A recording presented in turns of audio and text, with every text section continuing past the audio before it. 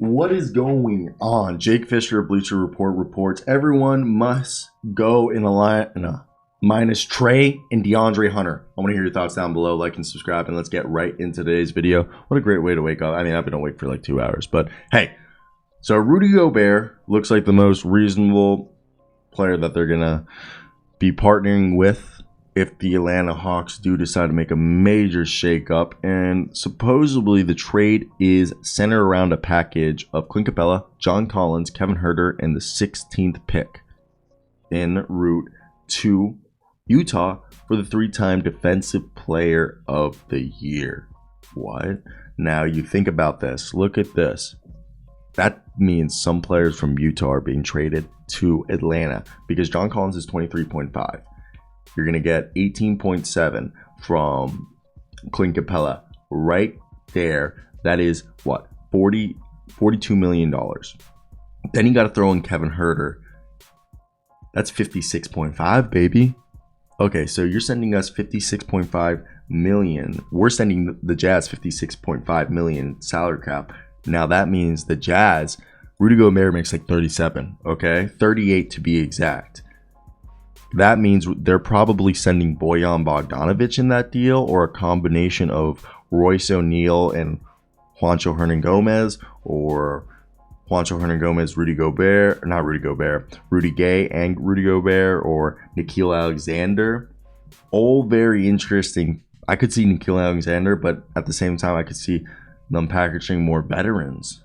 That's interesting. Let's get into this report. So the idea is in like one relevant data point for this conversation that Jake Fischer brought out is in 2019 when the Jazz CEO of basketball operations, Danny Ainge, was the president of basketball operations for the Celtics. They held a serious draft night trade discussion with the Houston Rockets about acquiring Capela for Marcus Smart in the 22nd pick. They agreed in principle, but it ultimately fell short. But the Rockets were targeting Brandon Clark before the Memphis Grizzlies swept in to steal the Gonzaga product at number 21.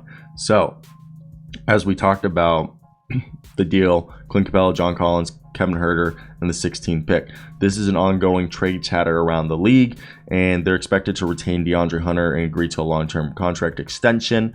And so basically, Trae Young and DeAndre Hunter are off the board, and Bogdanovic's recent knee surgery has expected to, sideline the guy for roughly 3 months. And he's a swingman. He can play shooting guard, small forward, and it'll impact his value on the trade market. But Atlanta has several key objectives on the trade front. Aside from upgrading the roster around their 2 cornerstones, which I believe that they consider Young and DeAndre Hunter to be those guys, they want to free up playing time for Onyeka Okongwu, and they're motivated to find a backcourt partner in Trae Young. And the Hawks were engaged with the Pelicans in Drew Holiday trade conversations before he was dealt to the Bucks. And most recently, Atlanta pursued CJ McCollum and Goran Dragic ahead of the February trade deadline, and they've been linked as hopeful suitors for Zach LaVine and Bradley Beal. Now, John Collins is still being mentioned as a trade target for the Portland Trailblazers, exploring their options to add win-now talent around Damian Lillard in exchange for the number 7 pick. Should a Atlanta trade materialize and they get the 7th pick for John Collins with Portland Trailblazers, you could see Dyson Daniels being the target for the team because he is a hot commodity right now. But for me, man, I think this is all an interesting situation. What is the best thing for them to do? I think that Rudy Gobert trade is a little overkill. If we're going to be real, I think that's a lot. Like, if you're sending all of that over, I want Rudy Gobert, I want Royce O'Neal, I want Nickeil Alexander Walker, throw me Rudy Gay.